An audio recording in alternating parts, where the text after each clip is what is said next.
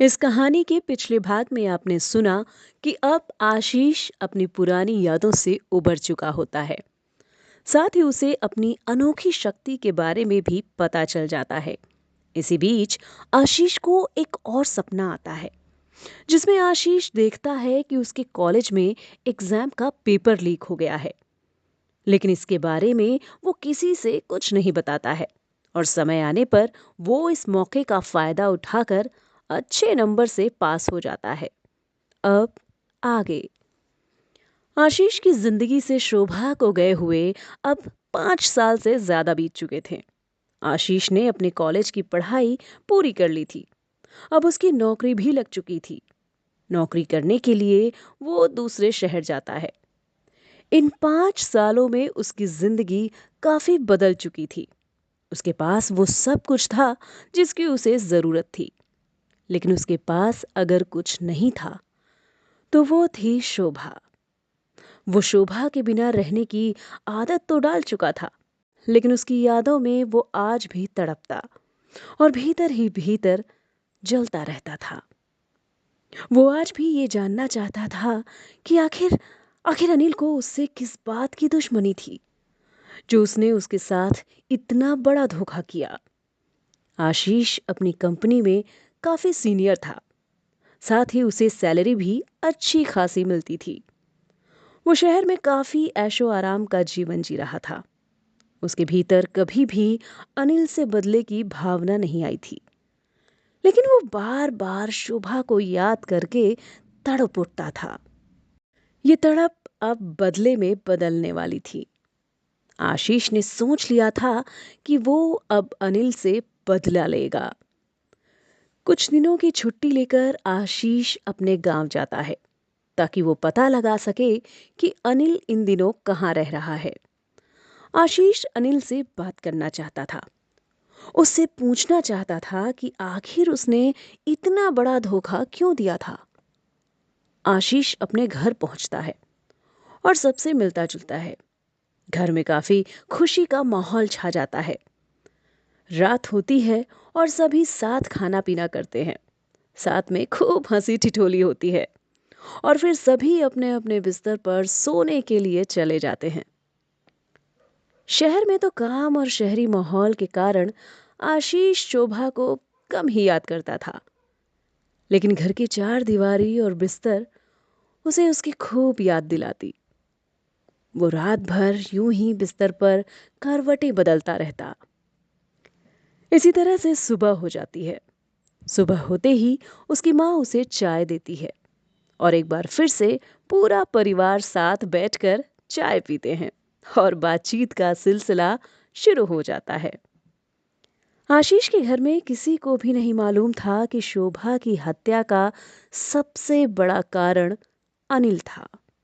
इसलिए बिना किसी झिझक के आशीष अपने चाचा से पूछता है, चाचा जी, आजकल अनिल कहाँ रहता है? क्या करता है वो? मेरे बचपन का काफी करीबी दोस्त था। सोच रहा हूं एक दिन उससे मिल ही क्यों ना लूं। उसके चाचा कहते हैं, अरे बेटा, तुझे नहीं पता? वो तो तेरे ही शहर में रहता है। आशीष इतना सुनते ही अपनी भौहें सिकोड़ लेता है। वो हैरानी से पूछता है, क्या, मेरे शहर में? चाचा कहते हैं, हाँ हाँ, तेरे ही शहर में। उसकी वो रेलवे की नौकरी लग गई है, तो उसकी भी पोस्टिंग भोपाल रेलवे स्टेशन पर ही हुई है। हमें तो लगा तुझे मालूम होगा और तू उससे मिलता जुलता भी होगा। आशीष ने तुरंत जवाब दिया, नहीं नहीं, मुझे तो उसके बारे में कुछ भी नहीं मालूम था। अब आपने बताया है तो मैं उससे जरूर मिलूंगा। इसके बाद आशीष वहां से उठकर चला जाता है।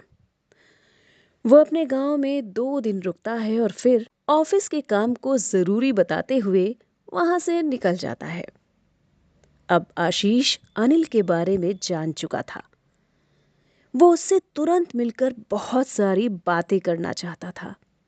वो पूछना चाहता था कि आखिर शोभा ने उसका क्या बिगाड़ा था, जो उसके बारे में उसने उसके घर में बता दिया, या फिर उसकी दुश्मनी आशीष से थी। इन्हीं सवालों को अपने मन में लिए आशीष बस में सवार होकर भोपाल के लिए रवाना हो जाता है। कुछ दिन बीतते हैं। आशीष को अनिल से मिलने की कोई हड़बड़ी नहीं थी। वो उसका ठिकाना जान चुका था। ऑफिस में काम का काफी प्रेशर था, लेकिन आने वाले रविवार को उसने ये तय कर लिया था कि कुछ भी हो जाए, वो अनिल से जाकर मिलेगा। 2 दिन और बीतते हैं और आखिरकार वो दिन आ ही जाता है जब आशीष अनिल से मिलने वाला था। वो अपनी कार में बैठकर भोपाल रेलवे स्टेशन पहुंचता है और वहां पहुंचकर सीधे स्टेशन मास्टर के ऑफिस में जाता है और कहता है, आपसे एक काम था। स्टेशन मास्टर कहते हैं, जी बताएं, क्या मदद कर सकता हूं मैं आपकी। आशीष ने कहा, आपके रेलवे स्टेशन पर मेरा एक दोस्त काम करता है। दरअसल मैं उससे काफी सालों से नहीं मिला हूं। क्या आप बता सकते हैं कि वो किस विभाग में काम करता है।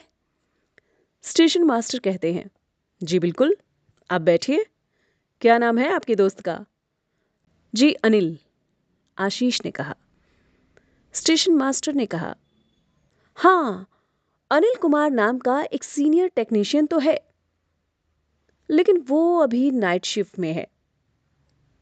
क्या उसका फोन नंबर मिल जाएगा। आशीष ने कहा। स्टेशन मास्टर ने अनिल का मोबाइल नंबर आशीष को दे दिया, लेकिन आशीष ये जानता था कि उसका अनिल को फोन करना सही नहीं है। अगर वो सीधे फोन करके मिलने को कहता तो शायद अनिल सतर्क हो जाता और उससे कभी मिलता ही नहीं।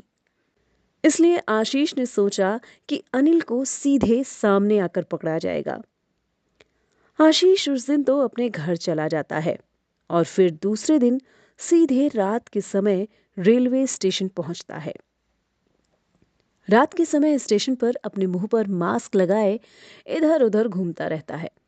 रेलवे स्टेशन के चैम्बर से लेकर हर प्लेटफॉर्म पर वो अनिल को खोजता है, लेकिन अनिल उसे कहीं भी नहीं दिखता है। आशीष अब अनिल को खोज खोज कर थक चुका था। उसने सोचा कि क्यों ना अनजान बनकर एक बार अनिल के फोन पर कॉल किया जाए और पूछा जाए कि वो कहाँ है। आशीष अपने फोन से अनिल का नंबर मिलाता है। घंटी होती है और इत्तेफाकन जिस शख्स का फोन बजता है वो आशीष के ठीक पीछे ही कुर्सी पर बैठा होता है। आशीष सतर्क हो जाता है। वो समझ जाता है कि उसकी खोज खत्म हुई। अनिल फोन उठाता है।